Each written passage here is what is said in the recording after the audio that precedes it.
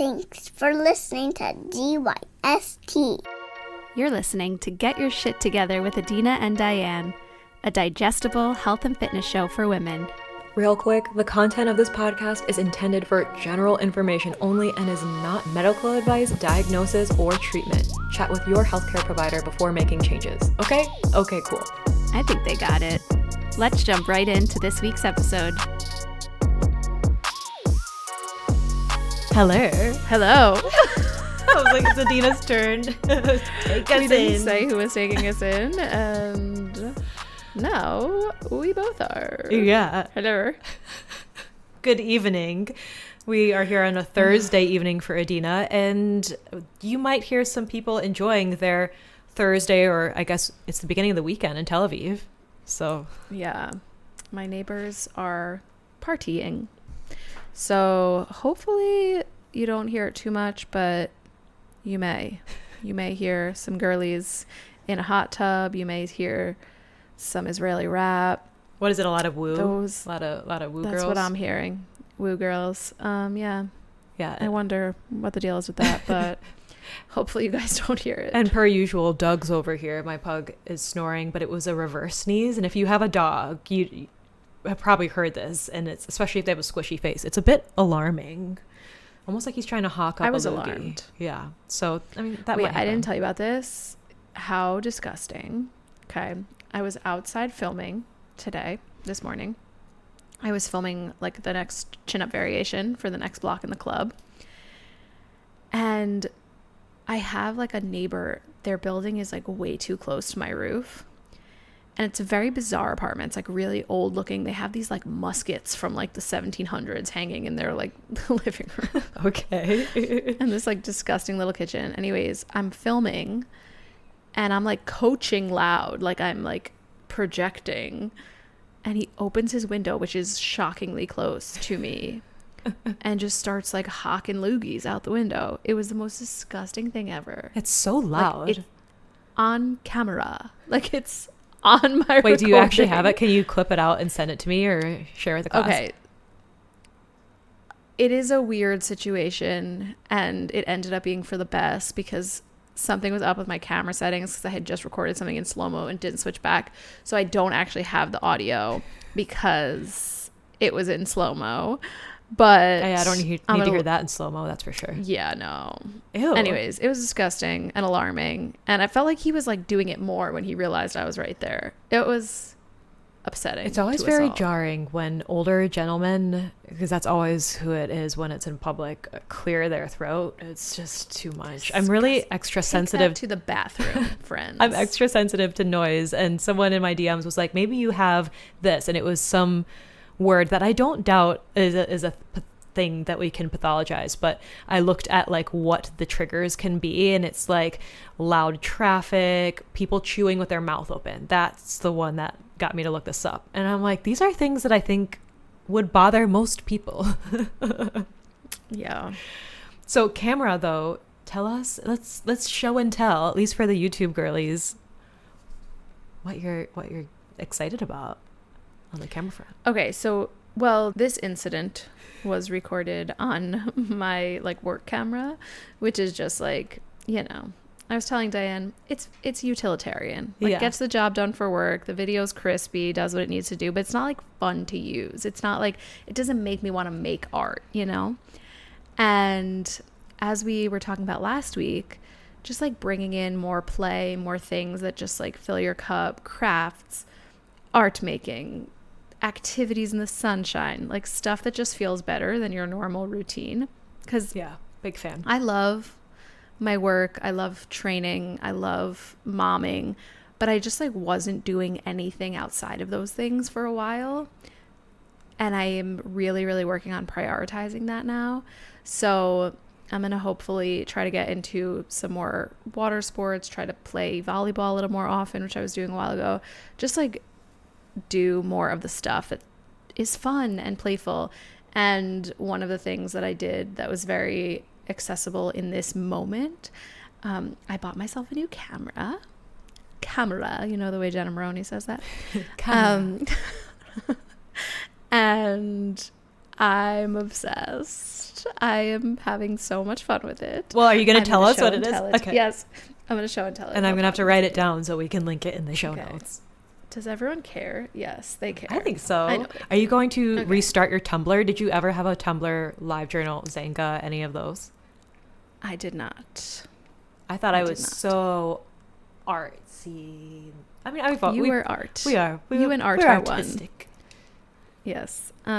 There's my camera. Oh, she's cute. She looks classic.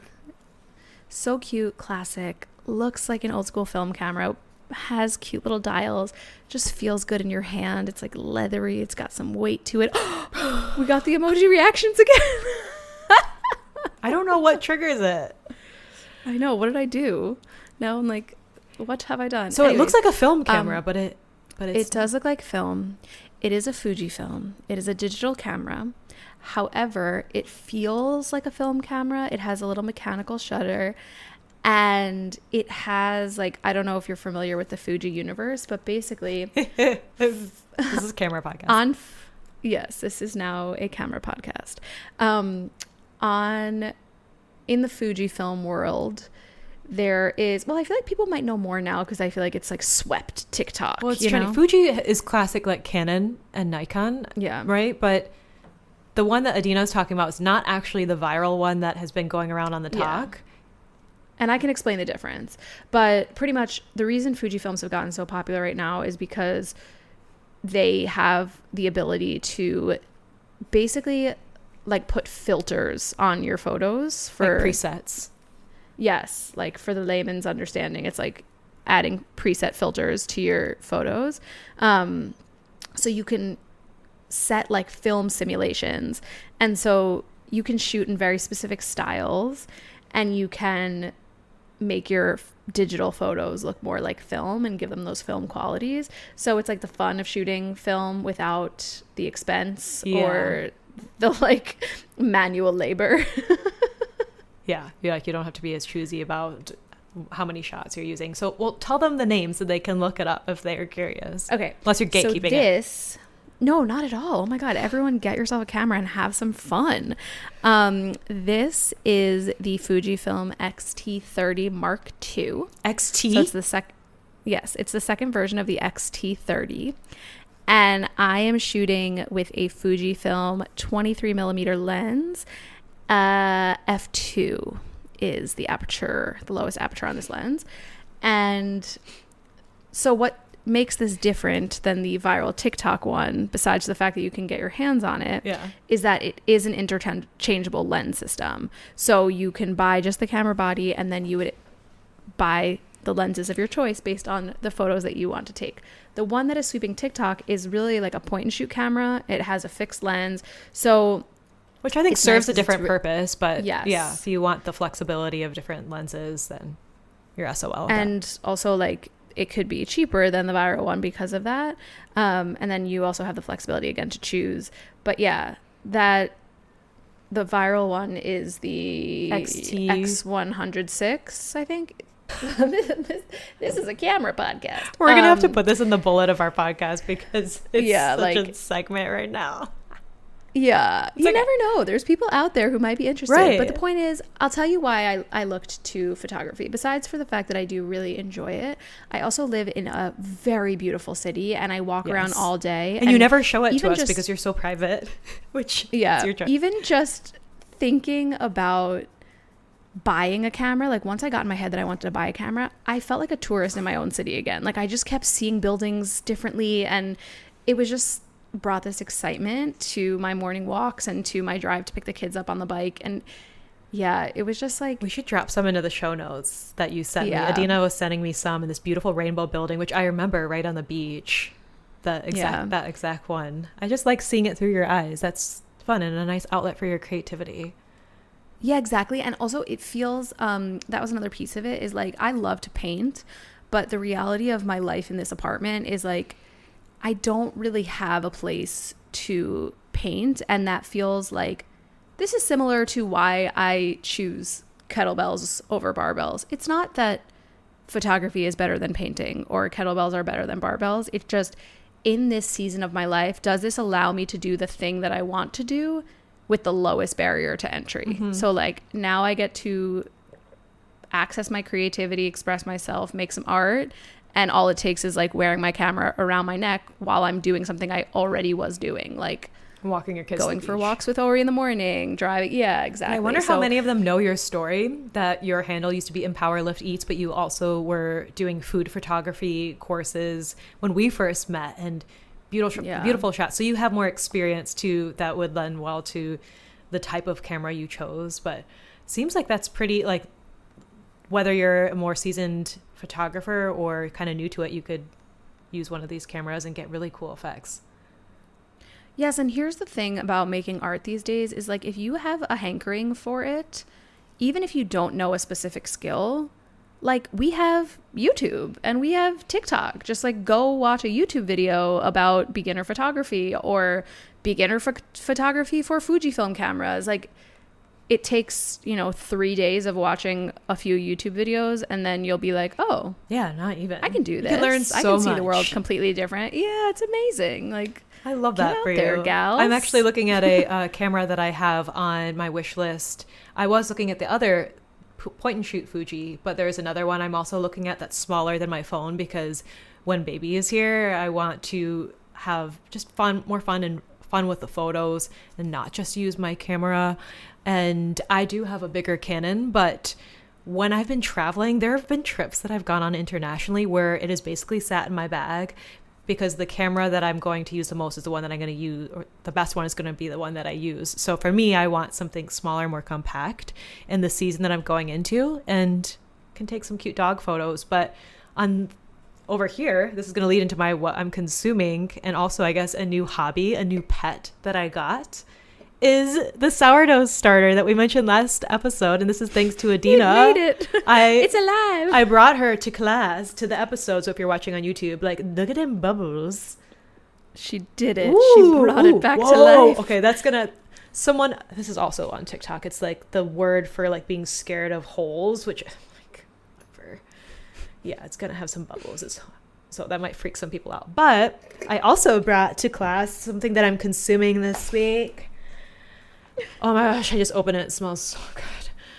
Sourdough. She's gonna eat a cookie on I camera, am actually, folks. because why not? I'm right here and they smell so good. Using the starter, I did brown butter, sourdough, chocolate chip cookies with sea salt on top, of course. So I've made 2 batches. So I brought cute. some to a friend this morning. And I like when the butter is warmer, when the dough is warmer and it spreads out more. I like a flatter, crispier cookie. So yeah. So good. She took a bite, ladies. I need some milk. Yeah. You need some milk. All right, I'll take a bite and leave that. There was something else I wanted to say, and now I can't remember what it was. But we should probably get into our media, because we, time's a ticking. Yeah. After the camera segment. Yeah, so tell us what you're watching while I chew this cookie. Okay, well, first I'll tell you what I'm eating, because my sister was here for a couple of days, a little quick trip. And obviously we went to Monaro because we have to go to Monaro when people visit. It's on our block. It's beautiful, especially in the summer, because we go at 7:30 and we get to watch the sunset over the Mediterranean Sea. And it is epic and panoramic and just so lovely.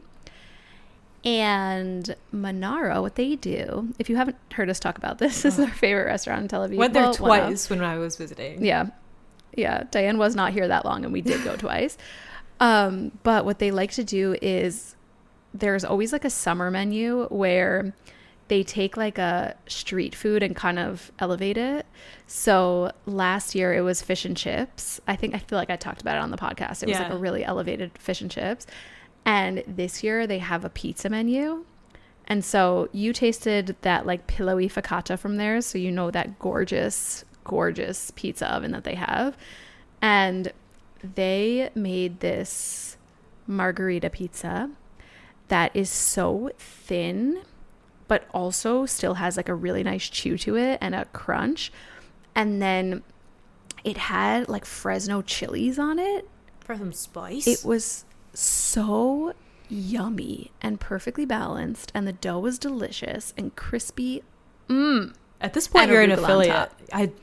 I know, truly. Wait, same wavelength as Monaro over here, I guess. I also made sourdough pizza for the first time a couple of nights ago. And look at her go, gang. well, Neil grilled it, and I had a little bit of a hangry, like, pregnancy rage spiral because we went for a walk while the grill was heating up. We have the green egg charcoal, and we thought it would be super hot. We'll throw the pies on for like 10 minutes or less. It'd be great. Well, the grill wasn't hot enough, and there was something happened, and I was so hungry and was getting so frustrated. So when you asked for pictures, I was like, once it was done, we just ate it. But at one point I thought it was going to get burned, and I thought, if the dough that I was laboring over was slaved over, I will cry and maybe burn the house down. But I put arugula on top. Like you need a pizza oven. Yeah. Well, actually, in my rage, and this is also right before Amazon Prime Day, where I went in on that like a menace. I was like, we need a pizza oven and I need a gas grill. This wouldn't have happened if we had a gas grill. But it all worked out and it was good. We're definitely going to try it again. It was more chewy than I think I would have liked. The dough was nice and bubbly before I put it on, before Neil put it on. But I want to play with it a little bit more. Takes time. Yeah. You know? It was a bit more. So far, the comfort level is the cookies, and I'm going to try crackers that Adina sent me next as a sourdough discard recipe. I will say the main thing with the crackers is roll them even thinner than you think. Like, they need to be like a sheet of paper for them to come out good. Ooh, okay. Good to know. Yeah. I usually do like parchment paper on the bottom and the top when I roll out the crackers. Yeah. And just because it gets sticky. Thin as you can get them. And it's too humid here, honestly. But yeah, on that front, media, what we're consuming. Yeah, tell us. Well, you go first because mine's a quickie. A good segue into the episode. Yeah, mine's a quickie. So it's on the book front, of course. But if anyone's looking for a fun, just cozy, sweet romance, a darling relationship, and some good representation, I'm buddy reading Out on a Limb with my friend Mary. We've read a couple of books together. The last pick was mine. It was the sci-fi Artificial Wisdom that I mentioned. But now we're reading this book called Out on a Limb. And this, the characters are just so cute. There's a one-night stand and a resulting unplanned pregnancy. And yikes. Yeah. Oh, I guess yours was also episode specific. This is episode specific. And it's turning out so far in the best way. And this romance is just so cute because there are so many romance authors that are popular in the summer, like Emily Henry, I do like her. But then there are other popular authors like Colleen Hoover, who is not for me. And it's just, there's always like some falling out with the romantic couple, and it's just a healthy relationship so far. Like, it was unplanned, but you're like seeing these two characters evolve and potentially co-parent. I don't know, I'm like 40% through, so we'll see. And someone doesn't have a leg, one of them doesn't have a leg, and she also has a disability, the other female main character, and it's nice to see that representation, but like the book isn't about them having this disability, you know, which is, I love that. nice to see. Yeah. Yeah. Out on a Limb by Hannah Bonham Young, I think. So I'll link it. All right, good stuff. It's cozy. Mine is, I'm watching the new season of The Bear. I feel like I may have mentioned that already this season, but Not cozy. Not cozy. The reason I bring it up specifically today is because the episode we watched last night was Natalie Sugar is in labor. So, spoilers for The Bear, but basically she goes into labor, she's alone, and she is calling everyone in her life. She's calling Carmi, she's calling everyone that works at the restaurant, she's calling anyone that has ever meant anything to her, and no one is picking up their phone. And so she, against her better judgment, calls her mother, who she has a very rocky relationship with and a big blow up in the last season, and they have their relationship is very rocky, and Natalie does things she is not interested in doing to just like please the mom, you know, like she's been constantly doing things that she does not want to be doing to please the mom. And this plays out like in the labor room, like the mom ends up bringing her to the hospital. Oh no. And I can't think of a worse dynamic. I think I'd rather be alone if I was in that situation. Accompanying exactly. Not my mother, meaning this mother, Right. but I wouldn't want my mother at my birth. She's great, just it's not for me. And it was very funny because, as you know from listening to this podcast, we are specific. We're a type of way. And I cannot not be that type of way. And we're watching this episode, and Donnie like hates childbirth labor content on television. And I was like, I'm actually enjoying the episode. I am just struggling with how disempowered this woman is. It's breaking my heart. Like with boundaries, how many with support. women like how many women show up to a hospital like this, and you know, if the nurse or doctor even asks them their birth plan and they say, oh, you know, I kind of want to do it without an epidural, like, okay, good luck, sweetie. Like, if you walk in there and say that without a plan, without having done childbirth education, without having come up with how you're going to approach pain, Or having an without advocate. the support of a doula or an advocate, without a supportive partner, you know, like, it's just, that obviously wasn't the point of the episode. Right. And it was an excellent episode of television, the way these two characters hashed this thing out, like, during her contractions, and grew together and grew as people. But it was just hard to watch, and not the conversations you need to be You're like that having new emoji. during- That's like, yeah, or Donnie is. exactly. And Donnie was like, can you not be like this? And the whole time I was just like, this poor disempowered woman, somebody get her. you want to go in there and just support. fight? I just kept being like, Natalie should have had her baby at home. She should None have of just this would free be birthed. happening. If she free birthed Yeah. at home, this wouldn't have happened. Yeah. Oh my gosh. I mean, I do want to eventually come back to watching The Bear, but anything that makes me and my nervous system feel super stressy is off the Yeah. table right now. Like, no intense thriller reads for me right now. Nothing scary. We were going to choose a different book for buddy read, and my friend Mary, I was going to rent a book to just read on my own, and my friend Mary was like, there's a lot of 1700s home birth but like traumatic content in that book, so maybe you don't read that right now. So both of our media picks for this week really fit with this episode. Yeah.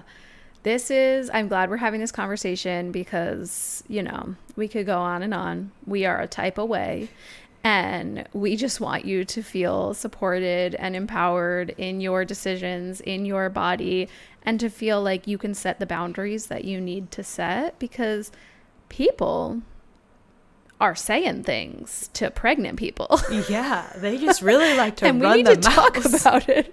And I really think that even if let's say you are pregnant, you are planning to be pregnant, you've gone through it, and like you wish that you had some of the things the tools we share in this episode back then, like that can certainly help you. But I also think that some of the things we share, especially around sticking up for yourself, advocating for yourself, setting boundaries, also are relevant to people who are not pregnant or not planning to catch a baby at any point. So hope this gives you some confidence for setting those.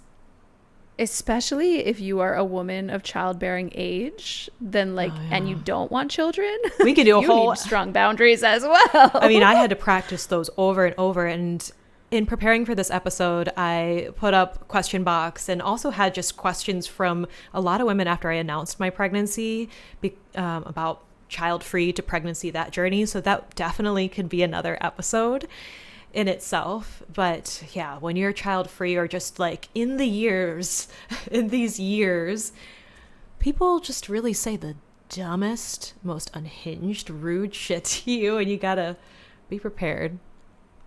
Be prepared. We all saw Diane set a very firm boundary on her stories, if you follow along on Instagram. So we're definitely going to dive into that because this conversation's important. Yes. So I think we should get into it. Yeah, let's get into it. Some people were responding to that story that I put up after the announcement, just a boundary with love. Like, I know that most things come from a good place. I want to say that too. But sometimes there are some comments that come out of left field, and you really, in pregnancy especially, have to mind your mental peace. So this was part of that. And some people responded to that saying, I wish I knew some of this stuff, or like had set this boundary when I was pregnant. And so we want to equip you with those tools. And I'm going to go through in this episode some common comments that I received, as well as some that you shared in the DMs and in my question box, because some of them are quite common, unfortunately. Yeah. And I also want to say, too, that I'm not singling anyone out. Perhaps you might have said one of these either to me or to other pregnant women in the past, and you're like, oh, I didn't even think about that. Like, that happens. And we're going to have fun with some of these. We know that a lot of people, I would say most people, mean well when they say some of these. And then there are like aunties and just, there are rude people, but I think most people have good intentions. And I also say it depends on relationship too. For example, like I said in a past episode, like I love a compliment. Like you don't got to stop those from coming, but like the boobs are boobin'. Like they're boobin'. It's just facts. The boobs are boobin'. A friend called me a boob queen. I was like, oh, thank you. But an almost stranger, this happened a couple of times, saying like, I thought that you got your breasts done. Like, that's a weird thing to say. That's a weird thing to say. So it really depends on the context and the person. So in this episode, I'm going to share common comments, some things that you were sent, and I'll share some responses. And the energy really varies, folks. Like sometimes I'm feeling really abundant and mature. And there have been times, some of the things I'm going to give you as examples, where I had some unhinged replies. So choose which one you want. Choose your own adventure. Choose your adventure. Yeah, choose your adventure. So let's get into it. Some dumb shit people say. And Adina, please share if like there's anything like funny or just unhinged you've had. I know you'll hop in too. So far and away, the most common one that I got, and maybe the most annoying from friends, from family. I thought you weren't having kids. Was this a surprise? Surprise! Was this unplanned? Yeah, a couple people. Was this unplanned? And a few people sent that in the DMs that they maybe were child-free or just quiet about their plans, because you don't need to tell everybody, like, we're trying for a baby, because that comes with its own, like, weird visuals. Like, we're just hitting it raw all the time. We're out there trying. We're all just out there trying. Right? Like, so some people say this, and I think because I was child-free for a long time, and again, that could be a separate episode, and I used to say how I never wanted kids, but I also didn't share when we were starting to think towards it. Now, someone said... Wait, hold on. Pause for a second. There's a lot of noise outside my door. It sounds like heels clunking. Like I'm hoping these girls they're done with their pregame and they're heading out. Or more people are coming. Oh, that's right, because the door is right across from that guest room, isn't it? This is outrageous. How many people are in there? Surely they can only have, like, a certain number of guests. I actually think it's the owner of the Airbnb's daughter having a party. Do you ever sit on your patio and just watch them? Because I would be so noisy. Sometimes. But they could see me. They're youths. Okay. I think we're safe to continue. I'm going to keep all that in. Yeah, go ahead. Keep it in. Anyway, so someone said, like right after I said we're expecting a bebe, was this a surprise? I thought you were going to have kids. And I said, still time to change my mind. And I'm sure they love that. Yeah, and that one's going to piss some people off. But I'm like, if you're going to say something crazy, I'm going to say something crazy back. Like, and I have a dark sense of humor. So for me, sometimes that fits. I know that can rub people the very wrong ways, because I know pregnancy loss, terminating pregnancy is very touchy. But for me, it's not that deep. And if you're going to say something like that, I might say that. Or, you know, if this was unplanned or unwanted, you wouldn't be hearing about it. But also just people can change their mind. People can change their minds about things. And I don't know why that would be something that you would think to say. Like, was this unplanned?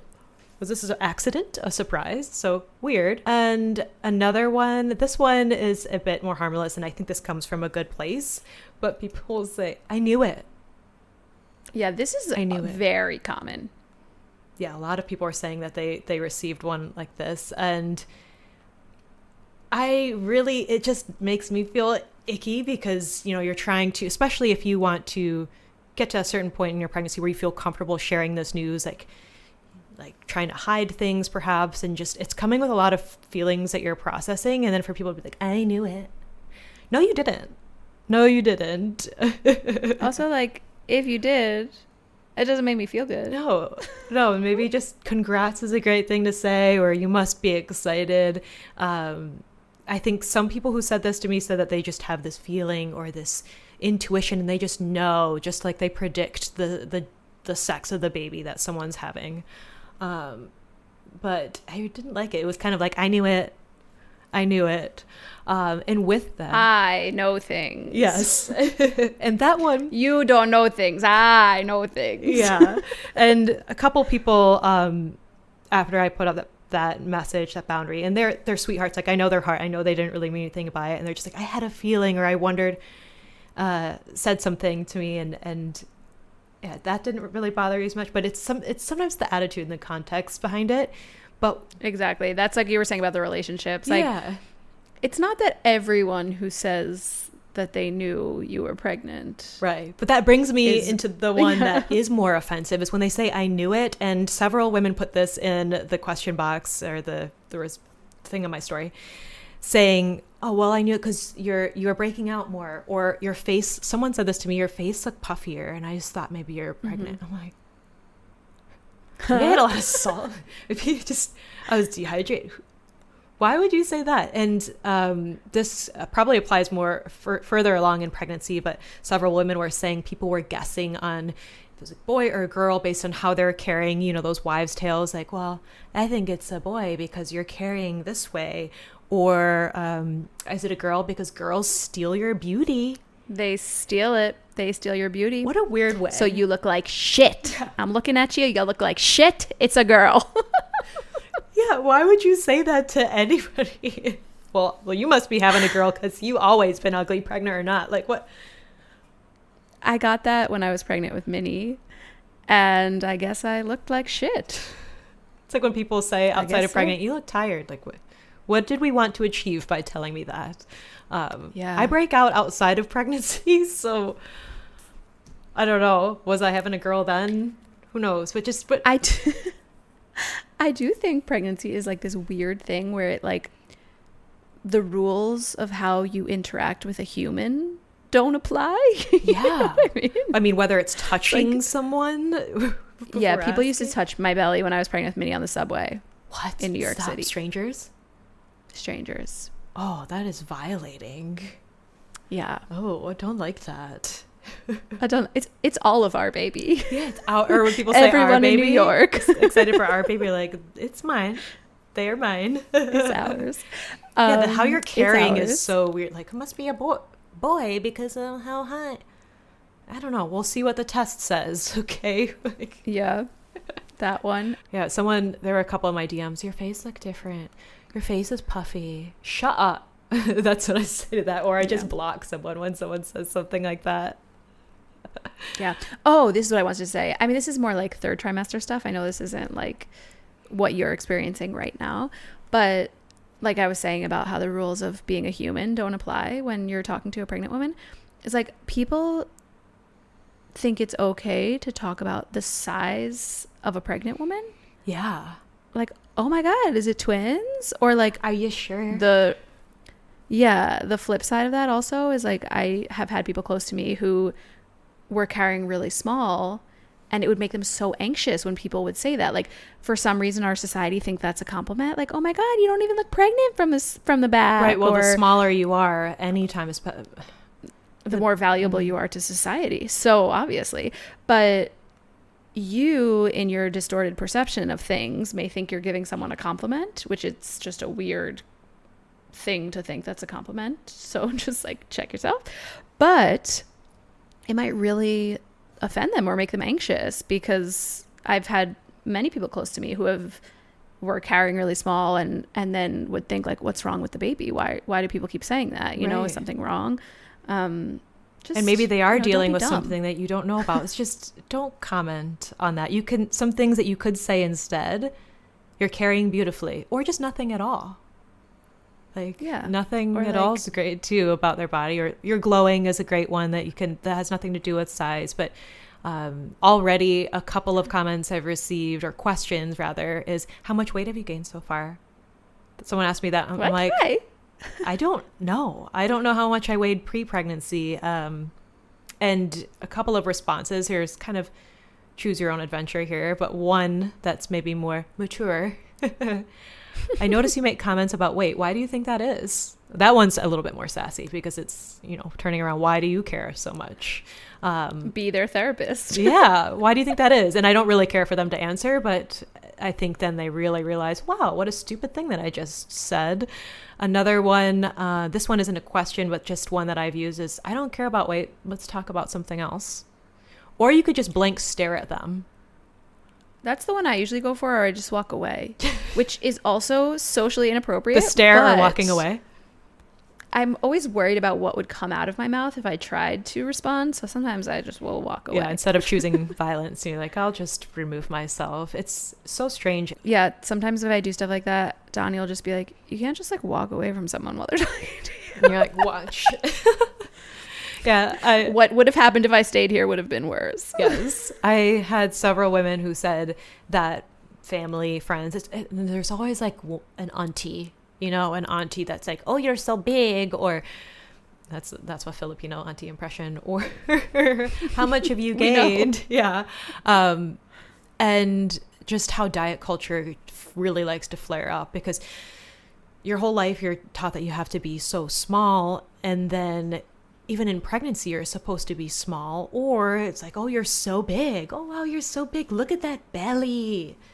And I really wish people could just not when it comes to be weight. Less weird. Yeah, yeah. So diet culture continues in pregnancy, unfortunately. Another one that I've encountered already a few times is telling someone I'm pregnant, and right after the congrats is telling me the most traumatic birth story ever, unprompted. Yep. And in detail. Mm-hmm. And once I couldn't get away, and I'm just like, I don't know what was even on my face, but it was just eye twitching, perhaps. I don't need to know all this. And on the one hand, I hope that they heal, and they're sharing this because I'm sure it was traumatic. And as we've talked about on past episodes about pregnancy, birth, postpartum, women are just kind of sent on their way, without much support afterwards, or right, which sucks. Also, you should be so grateful that you have a healthy baby. So your experience in this does not matter at all. Yes. Yeah. That, yeah. And you're so lucky. That's what everyone will say to you if you try to ever talk about your traumatic experience. Right. And it was important, but I think that it's not the time or place to share it with someone who's excited about sharing their news. So I hope that they have a support system, but in that moment, it's not me, especially if we're casually out somewhere and you're like, oh, well, I hemorrhaged and this happened and then this happened, because I don't really know what the goal is with that except to unload on me. Trauma dump. Yes. Yes. So, that's exactly what that is. And also, I think not even just traumatic, but just people often need to make everything about themselves. And so if you are sharing your news, it's how let me tell you, can I make this about me? Let me tell you something about me, though. Yeah, I knew it. I will never forget this. I was in a hospital bed having just delivered Minnie, and someone who called me to say congratulations just went on a 20-minute rant of her birth stories. And I was just like, gotta go. Thanks for calling. So anyway, there's static. You're breaking up. Yeah. You hang up.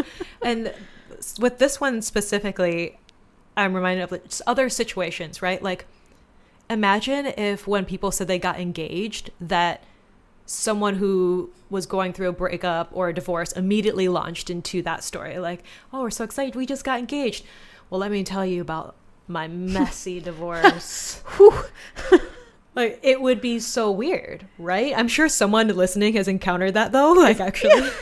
So maybe it's happened to someone, but you don't hear about that as often as people giving unsolicited, really oh, sorry, that was my starter. Traumatic stories. What have you done? There is a fruit fly that is trying to go after my starter in here. It must be nice and sweet. Yes. Yeah. I was asking ChatGPT, it was Shabbat, I think, and I couldn't ask Adina sourdough questions. So I was asking ChatGPT, how do I keep these fruit flies out of here? So get rid of the fruit Do they flies. know? It said get rid of the fruit flies. It said I could use a fermentation lid, perhaps, instead of loosely putting this Rayo's lid on here. Mm-hmm. Yep. Maybe that's an option. It's going to go in the fridge. Do I tighten it up in the fridge? Yes. Either way is fine. Okay. Sorry. I was gesticulating about messy divorces and traumatic births. Yeah. But yeah, so maybe don't trauma dump. This next one, I know that people say they hear this throughout pregnancy, and I am preparing myself for that, is just wait. You're never going to sleep again. Or just wait, you'll feel worse. And first trimester, I know every body is different, and I was fortunate that I didn't feel like nausea, vomiting. I didn't feel that like I thought that I would. And I would tell people I'm feeling great. When they ask how I'm feeling great, haven't vomited. Well, it'll come. It'll come, someone said. I was like, will it? And it didn't.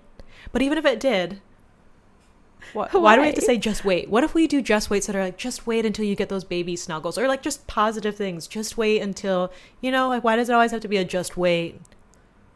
You're going to hate it. It reminds me of, I do love that, the like positive just waits. Yes. But it reminds me of that reel we shared of Andy Samberg. Join us. Welcome to hell. It's like, it's going to be the best thing. And it was like, ha ha, tricked you. And also the funniest thing about that is that reel totally went viral, and We once shared it goes viral, the crazies come out. Yeah. And some of the comments toward the latter half of the virality are people being like, just being crazies about like, why do we have to speak like this about, and it's just like, because funny. It was a funny clip. I think we shared it on GYST, and it kind of went mini viral again. Yeah. And another one too, and this kind of leads into the next segment where we're going to talk about boundaries around announcement, your pregnancy in general. So after some people have heard my intentions, my provider's plan, my approach to pregnancy, which might not be like the traditional mainstream experience, is, aren't you worried about insert some mainstream fear mongering? Well, aren't you worried about this? And that's why I don't share a lot of my intentions or plans with a lot of people, including some friends and family, or specifically more family side for this one. Yep. Because I think here, I mean, we're talking about sourdough, and I know a lot of our girlies got a starter. A lot of them are. This is a safe space. It's a safe space. So it's funny how I just said, like, I won't share a lot of my intentions or birth preferences with people, but then I'll share them with like 2,000 of like-minded girlies because we're friends. It's just, we're specific. Specific. You know? So with that in mind, shall we talk about setting boundaries just around announcement of your pregnancy, or maybe it's around like health in general, or how you're approaching your pregnancy? So yeah, I mentioned I don't share plan intentions with certain people, but that's also because I don't need to leak energy explaining myself or fighting about choices. And this is something I can expand on more in like the timing, child free to pregnancy, and like my like personal choices. But I feel like at this age, I'm a lot more confident and secure in myself and aware in myself and what's right for me. Whereas 5 years ago or more, I may have been more vulnerable or open to like asking for feedback from people who I didn't need or want it from, you know? Yeah. My approach also is like, I am more private, but then if I do choose to share something, I will immediately shut down feedback by making the most extreme joke about it, you know? Yeah. Like, I'll always be like, yeah, I have my babies at home because I'm a witch. Or what was the know? Jim Gaffigan one? Yeah, I had to have home on purpose. Yeah. That we should post that again. Yeah. It's so good. It was. Yeah, it's like, what, my wife didn't want to give birth in a gown somebody died in yesterday? Yeah. And it's all about like knowing yourself and what feels safe for you. It's funny, when I put up that boundary after the announcement, I got a message from my friend Tamasha, and she was like, as soon as I saw the good news, I was happy, but also I knew Diane's gonna go Virgo mode on him and set him straight before it starts reeling in. Like, not open to feedback. When I said I was open to feedback, I meant you could give me a compliment. Yes, I do love that feedback. So when I was talking about like, let's not ask Diane if she had a breast dog, like, yes, that, but like, I'll still take compliments. Like, it's fine. You can tell me I'm glowing. Tell me the tatas are popping. They are. Side note, the CRZ yoga bodysuits or rompers. I call them my wrestling onesies. Great. I just sized up one size. By the way, with those headphones, like, you literally look like you're ready to wrestle. Oh, yeah, because don't they wear... I could tackle someone on the ground if they say something stupid to me at any... But let's see if I can show them. This one has pockets. And so CRZ Yoga... Oh, my gosh. Sorry, Doug. On Amazon. I'm not going to be able to show you. You don't find the material too sweaty? No, I did get really sweaty. I went on a walk with a friend today and her daughters, and I got sweaty, but it's also very hot and humid. They have bright colors, so I don't know if I would do the light colors.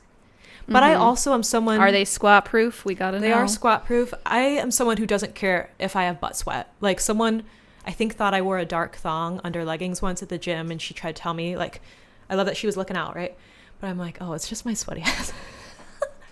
By the way, that's one of my favorite things about living here.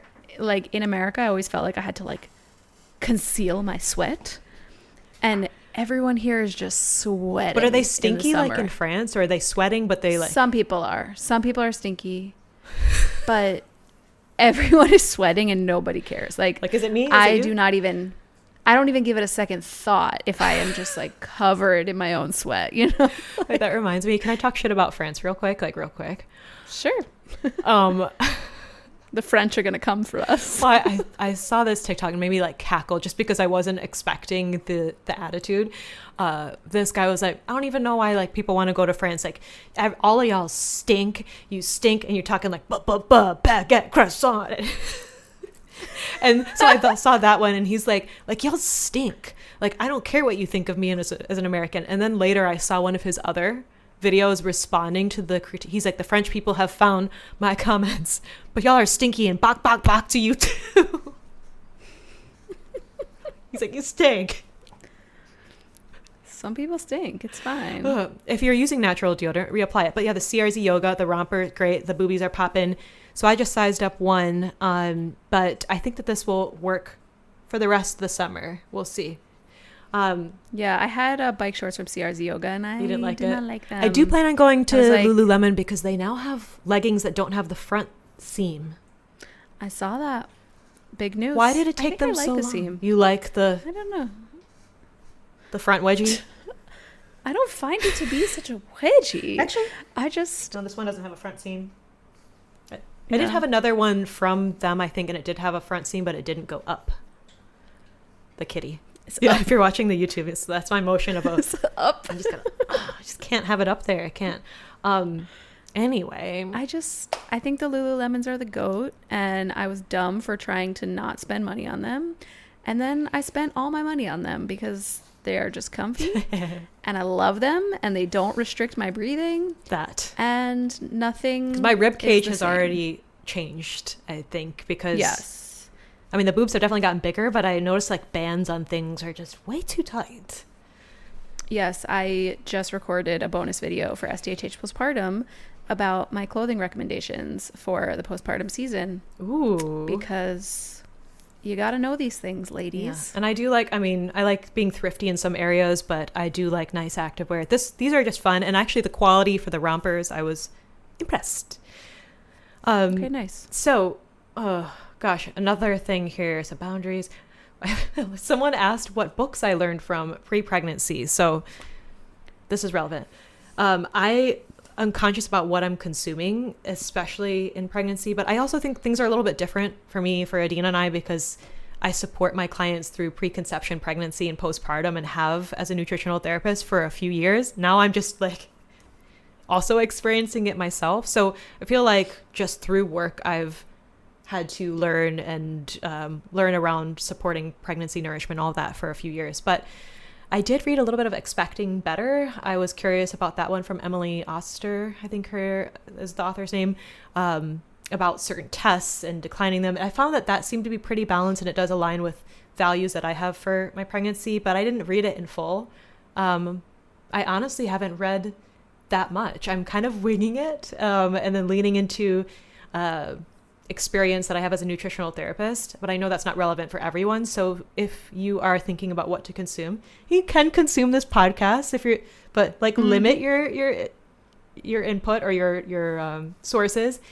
But for example, like I'm not going to be going on TikTok and watching personalized health advice there. The only thing I like for like TikTok and things for planning for pregnancy and baby is going there and using TikTok as a search engine, as we talked about last episode.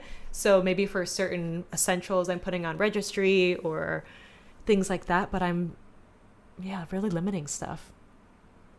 Yes, I would say steer clear of TikTok if you can't set good boundaries. Like if you know you're going to be the person who like opens TikTok to use it as a search engine, and then you see a traumatic birth story and you kind of watch too many minutes of it, like maybe delete your TikTok. It'll give you more for the pregnancy. I found it helpful for I was trying to choose an app just for tracking pregnancy, and I found a couple of reviews. I like that. I mean, the videos are shorter there. But this leads me into the next one is during pregnancy, I'm being really ruthless about who I accept advice or opinions from. And so in doing that, that helped me find my providers. And I know for me, I care about opinions and advice from the provider that I chose, Neil, because he's baby daddy, my partner. And there are a couple of friends like Adina and our friend Kim, like I will float questions and ask for advice there because I really value their approach. We have similar mindset versus for me personally, like my mom, love her. She's very into Western medicine. We have different approaches or opinions about health and healthcare. So I don't actually accept a lot of that from her. And I know that's different because some people are really close with and value their mom's approach or opinions about pregnancy. Yes, knowing who to talk to is definitely important. Mm-hmm. And even people that you are like-minded and you think you're aligned with regarding health in general, you may be surprised to find out that like as you start to emerge into the mother that you're going to become, that like those things don't align, or like you thought you were going to appreciate someone's advice and then they start to share and you're like, actually, it doesn't really feel good in my body. Like I don't, maybe, I think something me and my friend Hannah talk about a lot is like, there's these like varying degrees of like crunchiness, you know? For sure. And like, you can be so aligned with someone on the nutrition stuff or, and then all of a sudden like you're hanging out with them and parenting with them and you're just like, oh, we do this differently. Or like, and it's fine to have friends that do things differently, or it's fine to have friends that you go to for one thing and not other things. But just being very mindful of that and not assuming that because you have one thing in common that you have this thing in common with them as well. Yeah, completely. And I just really wanted to keep that circle or who I get advice from very, very lean, because I think when you have a lot of noise, it gets confusing for you. It gets overwhelming for you. If I was someone who was working with a nutritional therapist, like, I would be working with them, getting advice from them, and then maybe like OB or midwife alongside. Like that can be a nice care team there. And we can always talk about that stuff more at length, but that you don't need the opinions of your 3 besties and then your neighbor and your auntie. And you're like, it's just so much to take in when you're probably feeling all kinds of feels and overwhelmed in other ways. So I found that keeping it really lean has really helped me with my mental peace. And so when some people have offered me unsolicited feedback or suggestions about, I don't know, testing, birth plan, providers, whatever, I say, I'm not open to feedback on X, whatever that is right now. So names, advice, I don't know, pregnancy items, whatever. Yeah. Not open to feedback right now. You don't have to be open to feedback. And I know that just saying that is so uncomfy, or maybe especially if we're recovering people pleaser and worried about what people think, you might feel like you need now's the time. Like you might feel like you need to keep saying more, but thank you, but da da da da da. No, I'm not open to feedback right now. Thank you though. That's it. Yeah. So some things on choosing support, kind of touch on this a little bit, but I know that I do have some friends from when I was like totally child free, who I don't talk about much about this with. And certainly I have some child-free friends who are super excited for me, but I have also observed some of my relationships, my friendships that have changed or will change, or there are some people in my life who really hate kids. I don't know, it's weird, but they do, and that's okay.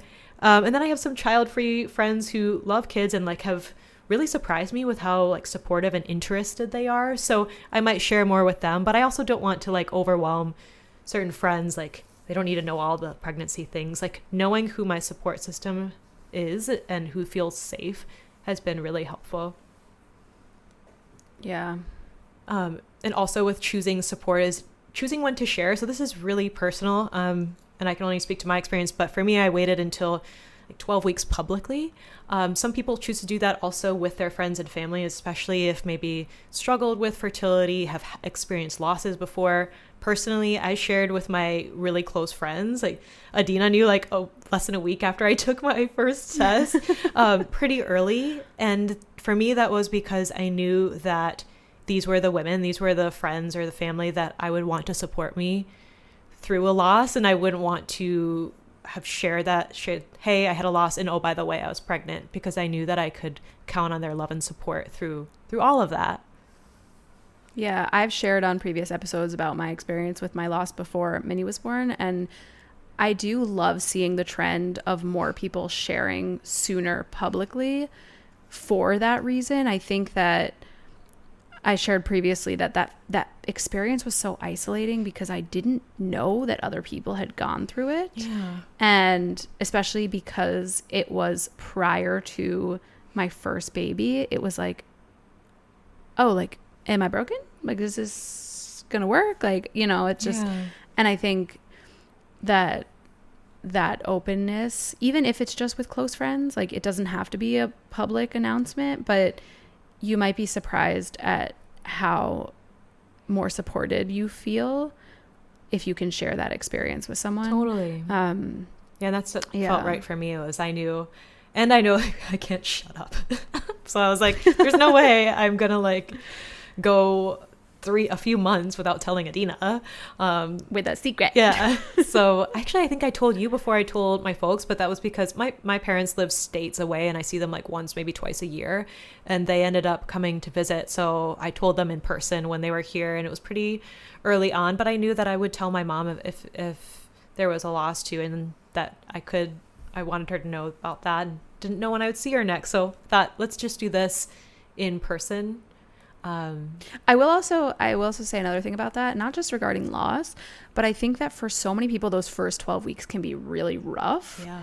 And societally, like, so many people are not comfortable sharing in those first 12 weeks. And I think that can be such a rough experience in itself, where like you're nauseous, you want to say no to a lot of invitations. You're not drinking, like, you're processing. Yeah. In my world, like if I had to film stuff for work and I wasn't feeling quite right, or, you know, I wasn't showing up on stories as much, or whatever it was that I normally do for work that I wasn't doing because I didn't feel up to it, or, you know, it just can be a very weird experience. Whereas like perhaps it might feel better if you were just talking about it, and then you didn't have to be so weird and like sneaky. Yeah. It's just a lot of like mental gymnastics to do when you're carrying this exciting but big secret, or like on all the things that come with it. Like I have the privilege of working from home, and I have a lot more flexibility than if someone has to navigate that around work. I know that could be hard. But you know, overall, I think things have been feeling pretty good over here. And because I have been really consciously choosing mental peace and exercising boundaries abundantly. So I know I shared in the scope of this episode some unhinged replies that I've had to comments, but really there are a few far in between. And most people are just super awesome, supportive, like when you announce. And I hope that's the case for any of you who are also announcing big news like this. But for some of those uncomfy conversations or questions that you receive, I want you to feel confident and good about setting boundaries, not people pleasing, because we want to leave you with this, that what matters most during your pregnancy is your health, your baby, and your experience through what is a big transition, especially if it's your first time. Like there is so much that I'm processing this first time around. So be gentle with yourself. Yeah, it's a massive, massive identity shift. And I think that if tied to your identity for so long has been those people-pleasing tendencies, that cannot come with you into motherhood. You know, like there are so many, it's not just about the pregnancy. Of course, that's a huge piece of it, but like there are decisions that you're going to make for your family that other people do not need to be involved in, and other people do not need to give you their opinions. And so I think that pregnancy is a wonderful transition time to start exercising that and to start to set those boundaries and prioritize yourself, your health, your experience, your future family's experience, because the comments don't stop also, so it is a good time to start. It gets wackier. Some women were saying that in my DMs is like, yeah, and it keeps going, so I gotta like really shut it down and get comfortable shutting it down. I know it can be uncomfortable. Shut it down. Yeah, I know it can be uncomfortable to assert yourself, especially when this just seems to be such a normal shared experience of people commenting on how you're carrying, the choices you make in pregnancy or for your birth or for later how you parent. But you know, you can set a boundary, and it doesn't mean you're a bad person. It doesn't mean that you're trying to be mean, but it really will in the end help you protect your peace and that energy leaking that you're gonna need for other things. And Adina and I were chatting about how it's harder to hear your intuition too when you are taking information, advice, opinions from so many people, or trying to learn about how to personalize your pregnancy and your choices by consuming the TikToks, like advice from 10 different people from all the different books. So it is a great time if you are able to work with someone. So if you're not sure how to modify your movement during pregnancy, or even how to have the energy to move, maybe you need something like STHH to get you sorted.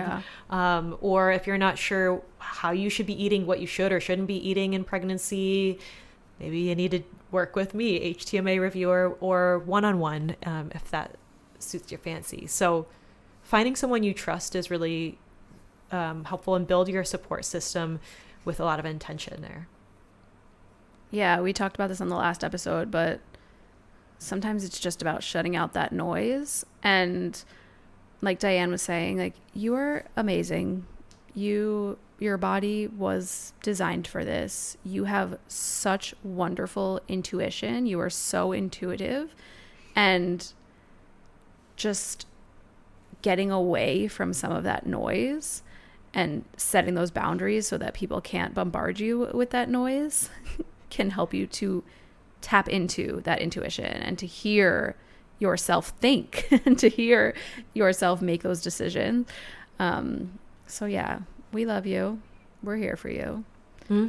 We're witches. Ooh. We're witches. So if you have any fun clapbacks that you want to share, if they're just funny ones, it doesn't have to be you at your best, it could just be hilarious, like send them to me, because some people were sending some really funny ones. I'll have to put on our story. Yeah, maybe we need to do a clip from this episode and call for them in the comments so we can get like a running list. 'Cause I love those, because people are saying stuff. Well, anyways, set your boundaries, stay sassy, stay hydrated, and unclench your beehole. Unclench it. We love you. Bye. Thanks for listening to the GYST podcast. As always, your ratings and reviews mean the world to us. If you enjoyed this episode, take a second, take a little screenshot, throw it up on your Instagram story, and tag us so we can thank you properly for sharing this show with other women that it might help. See you next week. We love you. Bye.